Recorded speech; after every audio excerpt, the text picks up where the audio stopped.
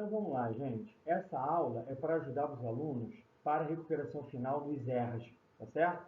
Eu vou pedir que vocês copiem alguns esquemas, alguns desenhos, que eu possa auxiliar com nota posteriormente, tá certo? Dentro dessa recuperação. Então vem comigo. Vamos lá.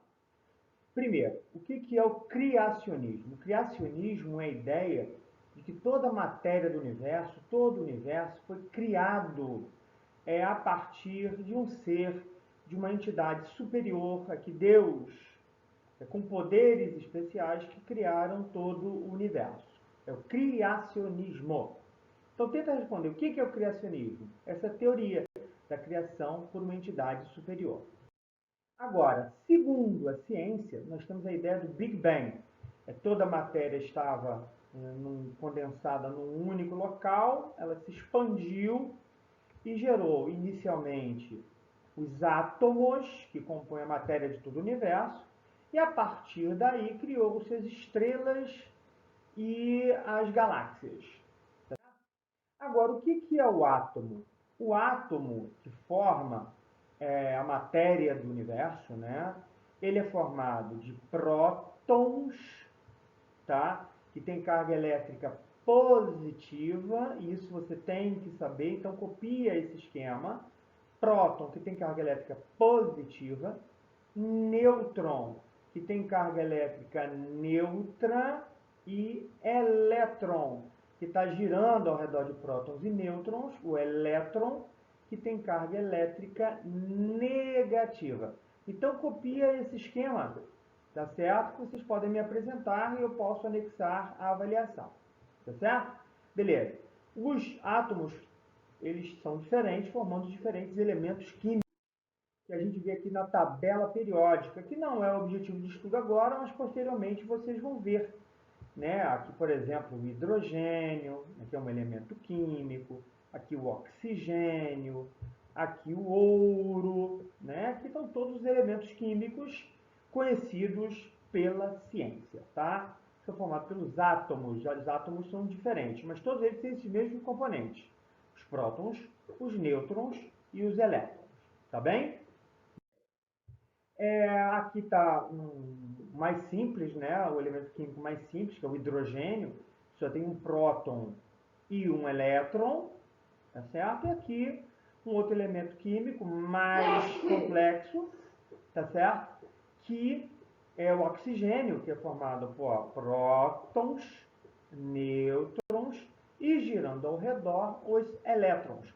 Então esquematiza um átomo com um próton, um nêutron e um elétron, tá bem?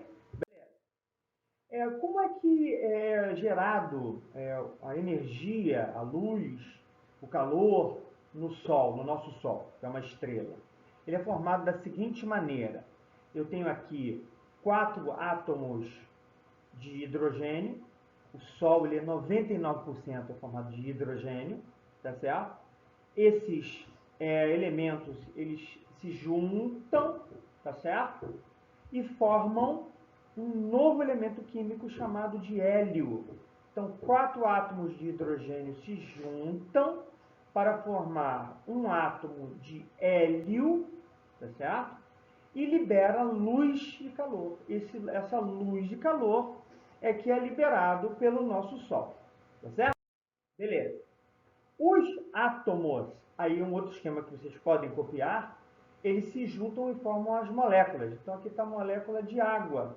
Ele é formado por átomos de oxigênio e 2 átomos de hidrogênio, formando H2O, é a água. Um outro exemplo é aqui a molécula de metano. Ele é formado por um átomo de carbono e 4 átomos de hidrogênio, CH4. Então faça o esquema ou da molécula de água ou do gás metano. A gente escuta muito falar aí no efeito estufa, né? Que a gente vai ver isso posteriormente. Beleza. As moléculas, elas mantêm ligações entre elas. Quando todas as moléculas mantêm ligações entre elas, que é chamada de ligação intermolecular, elas permanecem, as moléculas, num ponto fixo, tá certo? Apesar de ter uma energia cinética, tá certo? Essa ligação faz com que, como as moléculas estão paradas num ponto fixo, elas fiquem no estado sólido. Se essas moléculas elas têm poucas dessas ligações intermoleculares, a tendência é elas se movimentarem entre elas, tá certo? Se movimentarem. Então ela fica no estado líquido. Agora, se essas moléculas não têm mais ligações entre elas, ou seja, não tem ligações entre as moléculas, e essas moléculas ficam se movimentando, elas ficam no estado gasoso. O que são os três estados básicos? Estado sólido, quando as moléculas elas estão fixas. Estado líquido, em que parte está fixa, outra parte está se movimentando. E quando todas as moléculas estão livres, é chamado de estado gasoso. Então, nós temos aqui o estado sólido, pode copiar essas definições no caderno. As partículas estão bem próximas umas das outras, possuem ligações intermoleculares, ou seja, entre as moléculas, e tem um movimento de vibração, mas elas estão num ponto parado, num ponto fixo, apesar de ela ter um movimento de vibração, tá certo? No estado líquido, as moléculas estão afastadas umas das outras, as ligações intermoleculares se desfazem e se fazem, fazendo com que as moléculas não fiquem, elas fiquem sempre em movimento. No estado gasoso, as moléculas estão bem afastadas umas das outras porque não tem essas ligações intermoleculares, então elas estão livres para se movimentar, certo? Quando eu tenho o estado sólido e passa para o estado líquido, é chamado de fusão, tá? Então faça um esquema, escreva sólido, líquido e gasoso. Do sólido para o líquido é chamado de fusão. Do líquido para o gasoso é chamado de vaporização, se transforma em vapor. Do estado gasoso para o líquido é liquefação. Do estado líquido para o sólido, solidificação. Tá certo? Do estado sólido para o gasoso direto é chamado de sublimação. E do gasoso para o sólido. Então façam escrevam todos os nomes de modificação de um estado líquido para o outro, tá?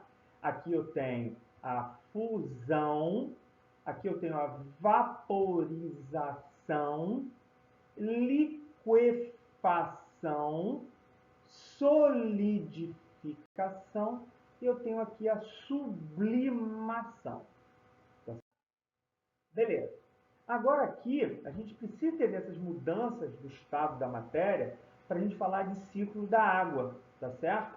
Aqui eu tenho a água que está nos lagos e mares, está no estado líquido, pela ação da radiação solar que aquece, as moléculas se movimentam e se desprendem, saindo para o estado de vapor, eu tenho a evaporação. Essa água, no estado de vapor, forma as nuvens, condensam, né, na condensação, tá? Ou solidificação, ou liquefação, desculpa. Aí, com o aumento do volume de moléculas de água, eu tenho a precipitação pluviométrica, a chuva. A água se infiltra no solo e forma as chamadas nascentes, tá certo? E elas também voltam, né, para os lagos e mares. Um outro ponto que forma vapor de água para formar as nuvens é a transpiração, tá? Principalmente depois da floresta amazônica, da Mata Atlântica. A parte vegetal tem um poder de transpiração, por conta da quantidade, né, de água, libera muita água e forma as nuvens, é o que a gente está vendo muito agora em relação às chuvas que vêm lá da floresta amazônica. Então, essa parte de transpiração, evaporação, condensação, precipitação pluviométrica, infiltração, eu posso cobrar na avaliação, certo? Beleza. Também vocês vão ter que estudar sobre as camadas da Terra. A Terra antes era uma grande bola incandescente, ela foi resfriando, gerando a parte resfriada das rochas, chamada de crosta terrestre, a rocha em estado líquido, chamado de manto, tá certo? A rocha em estado líquido é chamado de magma, tá certo? E a parte mais interna, eu tenho o núcleo. tá? O núcleo interno, ele é sólido, né? Quanto mais profundo, mais quente ele é, tá certo? Beleza. Então, o que acontece? Aqui, no manto, né, eu vou ter rocha no estado líquido, que ela esquenta, sobe, tá? Resfria e desce voltando próximo do núcleo. Essa corrente é chamada de corrente de convecção. O magma, ele força, então, a crosta terrestre a ela se quebrar, né? Separando. Então, ó, o magma, que é aqui a rocha líquida, ela força a crosta terrestre, ela rompe essa crosta terrestre, empurra, separando a crosta terrestre, tá certo? Que a gente vai ver aqui, né, as chamadas placas tectônicas. Então é por isso que a gente vê esse encaixe perfeito da África com aqui o Brasil, né, a América do Sul, é porque essas placas, né, da crosta terrestre tiveram uma tendência de separação, tá certo? Chamado de placas tectônicas, o movimento das placas tectônicas. E a ideia da ciência é a seguinte: primeiro, todos os continentes estavam unidos, chamando pelo nome de Pangeia, tá? Em seguida, elas foram se separando, esses continentes, da crosta terrestre, e eu tenho aqui, ó, a Eurásia, né? Essa seria a ideia, formando aqui a Eurásia, dois grandes continentes, Eurásia e Gondwana, tá? E atualmente eu tenho aqui todos os continentes, né? América do Sul, América do Norte, África, Europa, Ásia, Austrália, Antártica, todos eles separados por conta desse movimento das placas tectônicas. Tá? Se liga aqui sobre o que é a Pangeia. Se liga, uma dica. Vamos lá. É claro que as placas tectônicas elas se colidem, tá? E nessa colisão eu tenho formação de terremoto ou atividade sísmica e geração aqui de vulcões, tá certo? No momento que o magma é expelido, beleza? E quando o magma é expelido, ele é chamado de lava e se resfria, ele forma rocha magmática, que é o magma, que é a lava resfriada, tá certo? Pela ação do vento, chuva, calor e frio, essa rocha ela vai sendo fragmentada e forma as rochas, formam sedimentos, né? Esses sedimentos eles se juntam em formas rochas sedimentares e através da pressão de placas tectônicas, por exemplo, tanto as rochas magmáticas quanto as rochas sedimentares, elas podem sofrer modificações por conta de pressão dessas placas tectônicas, formando assim as rochas metamórficas. Metamorfismo é modificação. São rochas que, por conta de pressão e temperatura, elas se modificam. Tá certo?